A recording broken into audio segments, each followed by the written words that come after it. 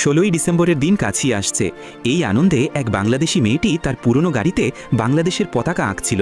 ঠিক তখনই এক ভারতীয় ধনী গাড়ির মালিক তার বিলাসবহুল গাড়ি নিয়ে আসে এবং বাংলাদেশের মেয়েটির গাড়ি ও আঁকা ছবি দেখে জোরে হাসতে হাসতে মজা করতে শুরু করে।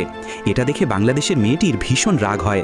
সে রাগে গাড়ি নিয়ে নিজের গ্যারেজে চলে যায় এবং গাড়িটিকে নতুন করার জন্য পরীক্ষা নিরীক্ষা শুরু করে। সে গাড়ির ইঞ্জিন পরিবর্তন করে রেসিং কারের ইঞ্জিন বসায়, গাড়িতে ওয়েল্ডিং করে, তারপর সেটিতে বাংলাদেশের পতাকা আঁকে। কয়েকদিনের মধ্যেই তার গাড়িটি একদম নতুন রূপে তৈরি হয়ে যায়।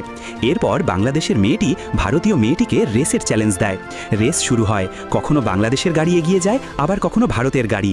দর্শকেরা চিৎকার করছে। ভারতের দর্শকেরা বলছে আমাদের গাড়ি জিতবে, আর বাংলাদেশিরা বলছে আমাদের গাড়ি চ্যাম্পিয়ন হবে। শেষে দুই গাড়ি একসঙ্গে ফিনিশিং লাইনে পৌঁছে যায়, ফলে রেসটি টাই হয়ে যায়। এখন সিদ্ধান্ত তোমাদের। যারা ভারতের গাড়িকে জিততে দেখতে চাও তারা কমেন্ট করো, আর যারা বাংলাদেশের গাড়িকে জিততে দেখতে চাও